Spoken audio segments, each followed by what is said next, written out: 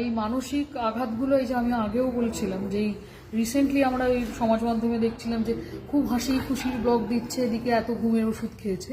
এই মানসিক দিকটা না মানে একেবারেই এতটা মানে বলা যায় না তুমি ভেতরে কতটা তোমার ড্যামেজ হয়ে গেছে যে তোমাকে ওই লেভেল অবধি নিয়ে যায়।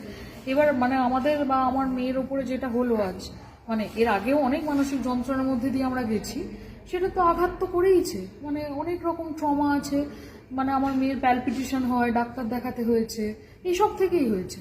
একজন বাবা হয়ে এরকম মানে কোনো কর্তব্য জ্ঞানহীন এরকম জঘন্য বাবা থাকলে তো ফেস করতে হবেই।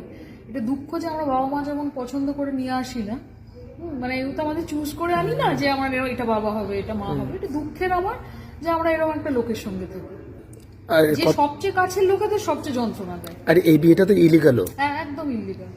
এটার কোনো ভ্যালুই নেই। আর দ্বিতীয় স্ত্রী সে তোমার মেয়ের থেকে সামান্য বড়। হ্যাঁ, আমি মেয়েটার দিকেও বলবো, মেয়েটাও তো 18 বছর বয়স হয়ে গেছে। আমরা কোনো ভদ্রবাড়ির মেয়েদের দেখিনি কোনো একটা বিবাহিত পুরুষের বাড়িতে গিয়ে ঢুকে গিয়ে। ও আগে পার্টি পলিটিক্স করতে শুনেছিলাম, 17 বছর বয়সে কোন বাড়ির ভালো মেয়েরা পার্টি পলিটিক্স করে আমি জানি না। তো তারপরে দেখলাম ও পার্টি পলিটিক্স না, উনি অন্য কিছু পলিটিক্স করেন। তো যাই হোক, মানে সেটা নিয়ে আমি আর বলতে চাই না। আমি তো আমার বরকে নিয়েই বলবো আর কি, যে ডেফিনেটলি ও তো অন্যায় তো করেইছে। বাকিটা সময় প্রমাণ করবে, আর আমি কি করবো সে তো তোমাদের জানাবো।